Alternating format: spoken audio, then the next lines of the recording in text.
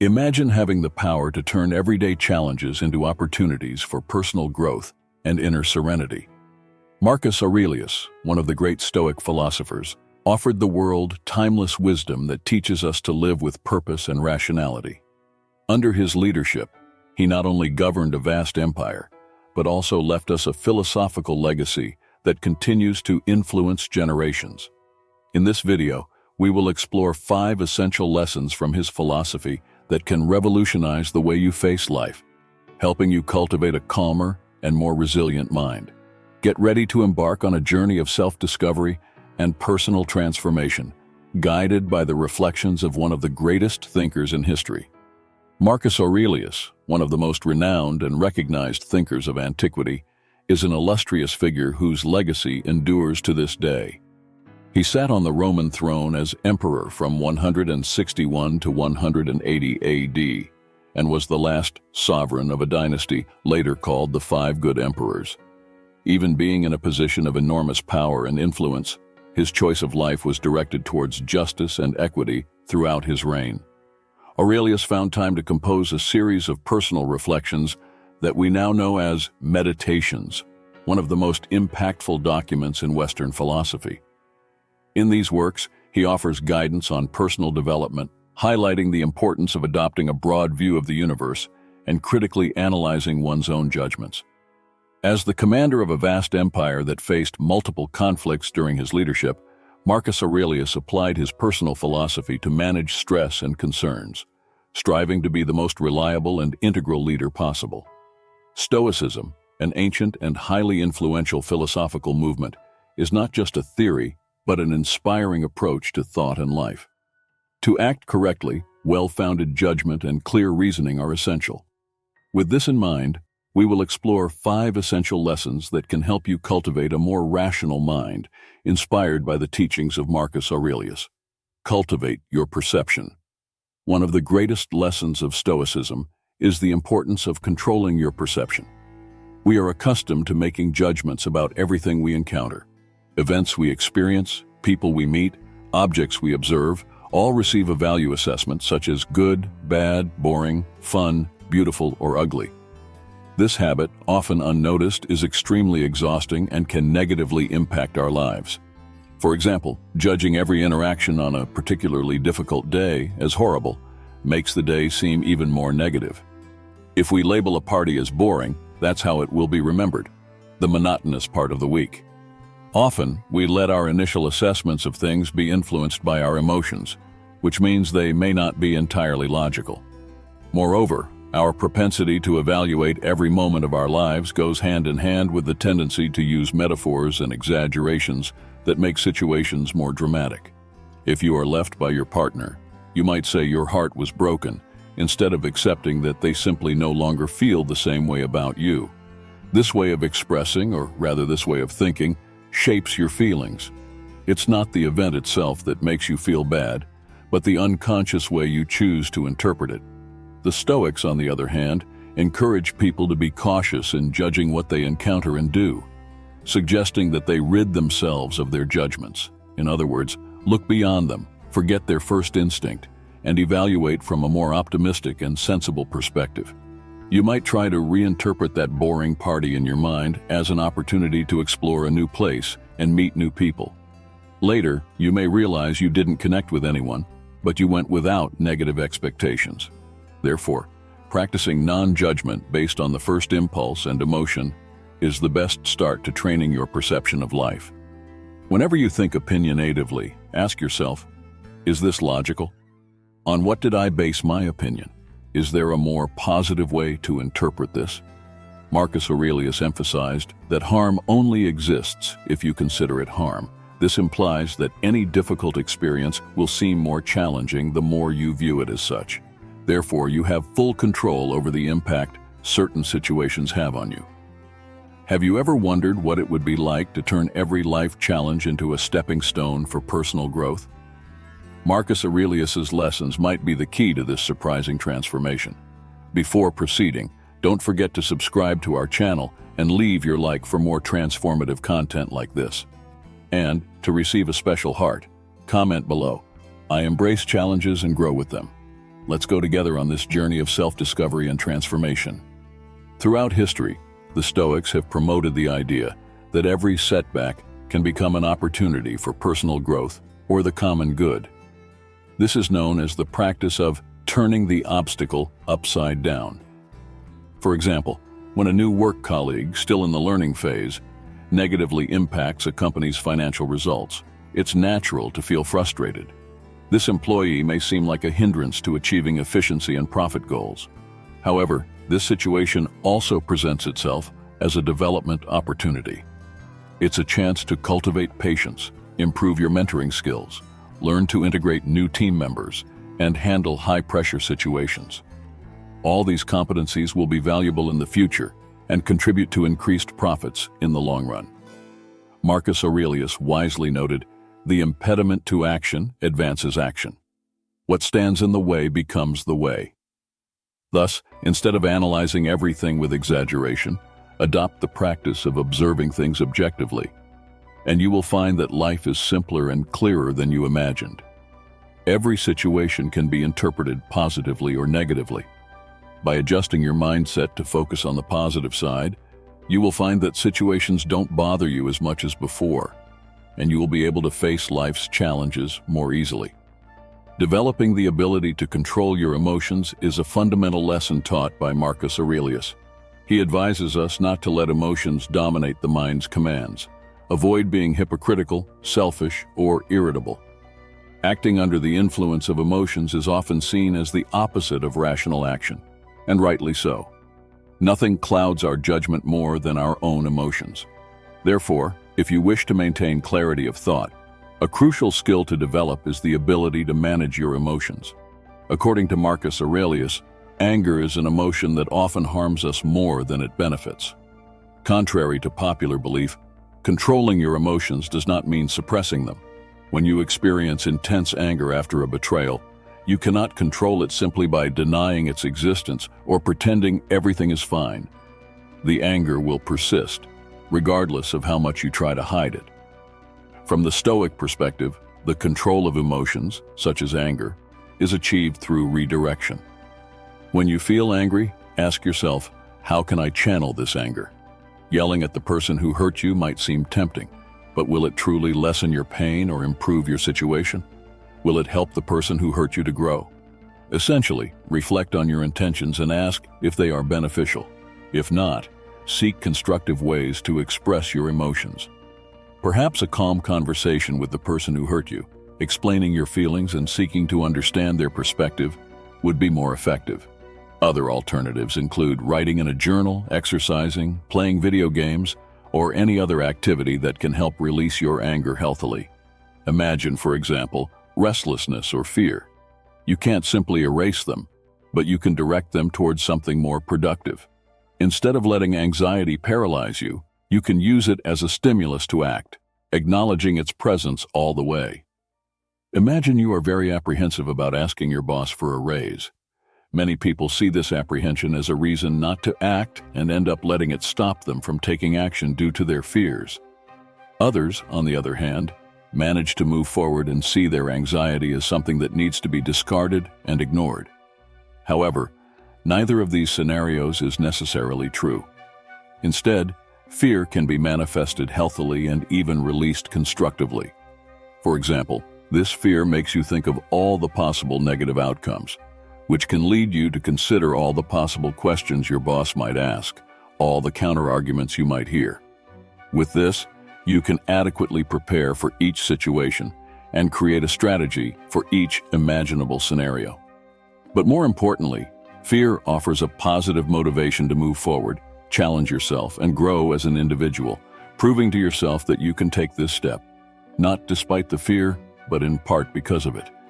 And in this context, you can keep awareness of anxiety all the time and think about how amazing it is that you are trying. Even when you can easily redirect intense emotions, you will become a serene person, regardless of what happens, and your emotions will never hinder your ability to reason clearly and make sensible decisions. The control of your emotions is fundamental to a calmer mind. Practice the dialectic of control.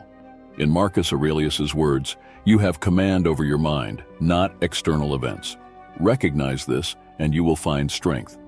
The dialectic of control is the distinction between what we can control and what we cannot. For example, the weather, traffic problems, or what people think of you are beyond your control. But how you dress, what time you leave, and the kind of people you associate with, that you can control.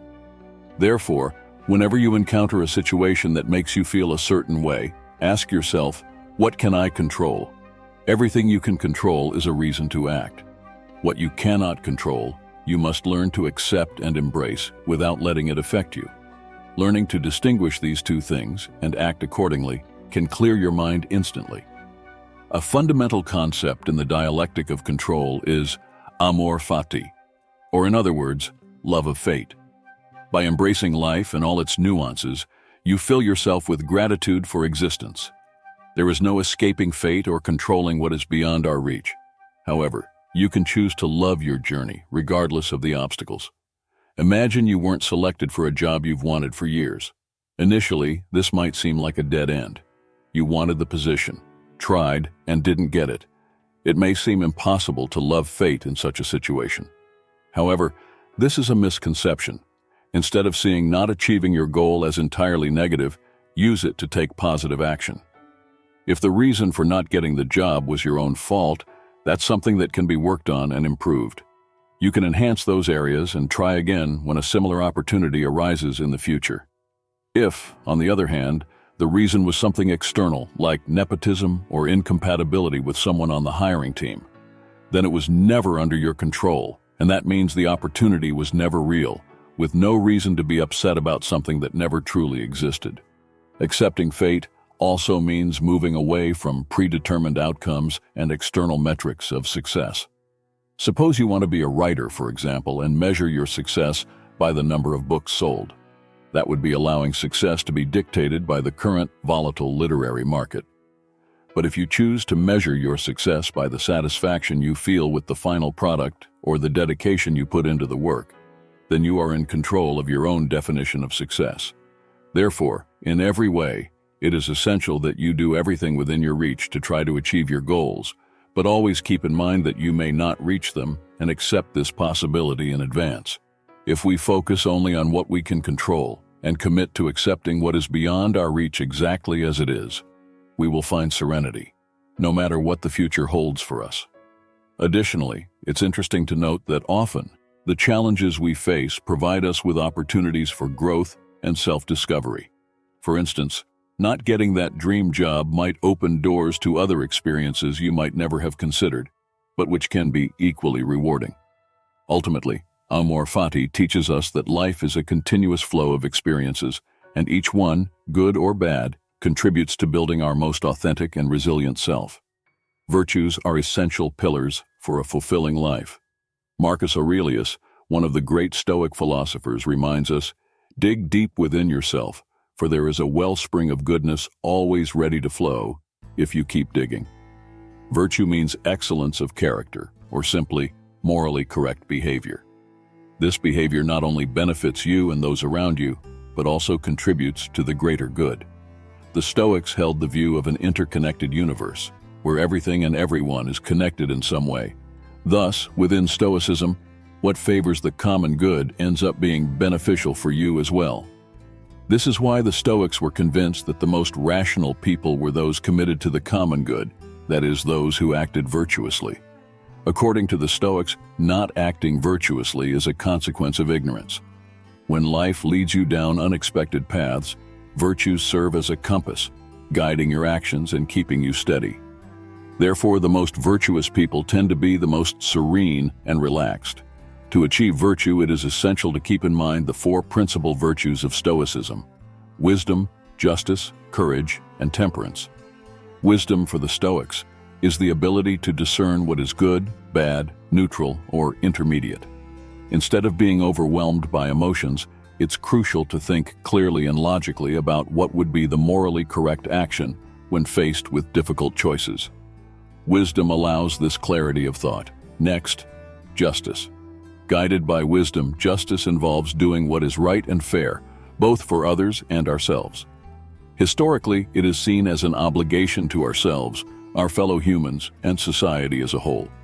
The third virtue, courage, involves the ability to act even in the face of fear, doing what is necessary or beneficial, even when success is uncertain.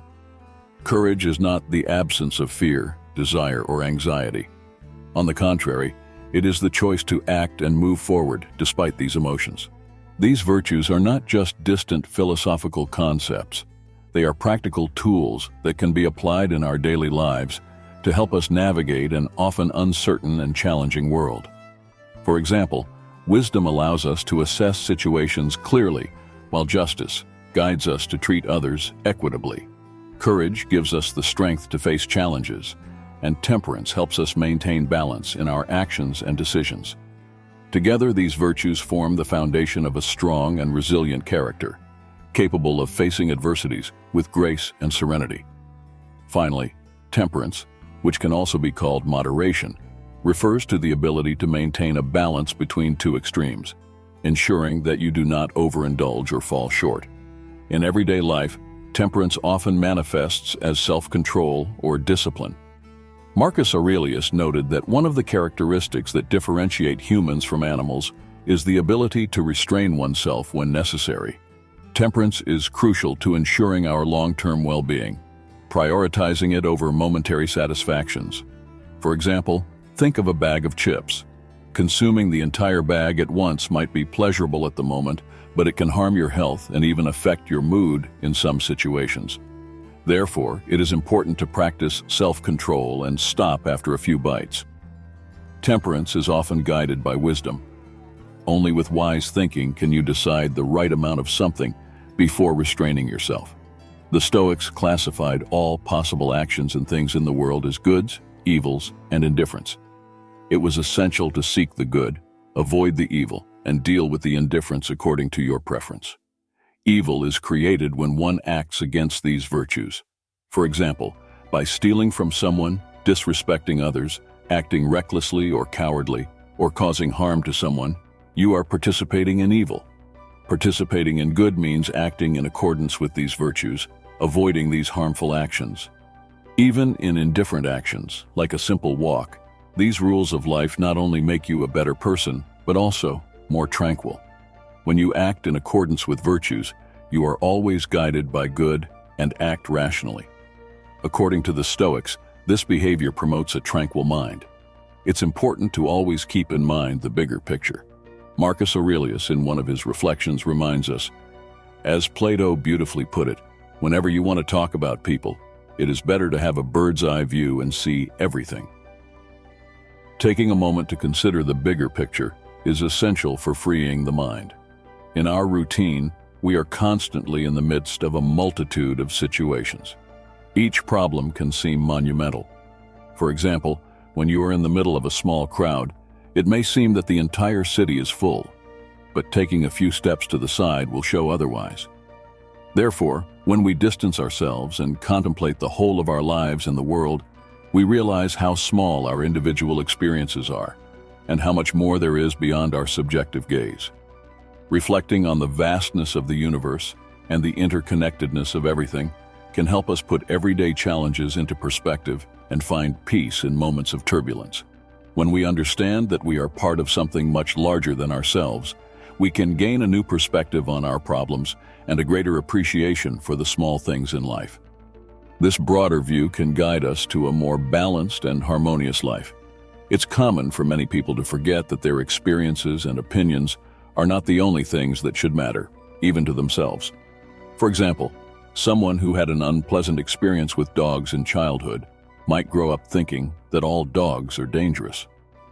When they walk the streets, they might feel threatened by any dog crossing their path, even if it's a small and harmless pup that has never harmed them. However, the world does not revolve around the personal experiences of a single individual. Thus, when someone encounters this person's dog, the dog is simply behaving as a dog would normally do, with no connection to the person's past. It is important to remember that your view of the world is just one among many. Other people have equally valid and different perceptions of the world. Instead of trying to impose your view on others, Be open to hearing other perspectives and consider the bigger picture. What you consider important may not hold the same relevance for everyone, and what is true for you may not be true for everyone. Therefore, it is crucial to always adopt a broad view and consider the world beyond yourself. When you incorporate these lessons and practice Stoic philosophy in your daily life, you will notice a significant improvement in the way you think and make decisions. You will learn to sharpen your perception, control your emotions, understand the dialectic of control, keep virtues in mind, and always consider the bigger picture. This will not only contribute to a more tranquil mind, but also to a more meaningful and rewarding life. Marcus Aurelius wisely said, "You have power over your mind, not external events. Realize this, and you will find strength. And with this strength, you will be able to face any challenge life presents to you." Therefore, remember these lessons and start applying them in your life today. Moreover, it's interesting to observe that by adopting this perspective, you also open yourself to a world of possibilities and learning. Each interaction becomes an opportunity for growth, each challenge a chance for personal improvement. By accepting that your view is just one part of a larger picture, you become more compassionate and flexible, allowing yourself to live more harmoniously and balanced. This attitude not only benefits you, but also enriches the connections you establish with others, promoting an environment of mutual respect and understanding. Thank you very much for accompanying us to the end of this inspiring video about Marcus Aurelius's valuable lessons. If you've made it this far, leave a comment with "to the end" to show that you are a persistent, dedicated, and audacious person, seeking financial freedom and success. I will be delighted to know who is truly committed to this journey, and as a sign of gratitude, I will leave a heart on your comment. Oh, and before you go, remember to subscribe to the channel and leave your like so you don't miss any of our future content. On the screen, there are 2 special video recommendations I prepared for you. Choose one and dive even deeper into these enriching learnings. See you in the next video.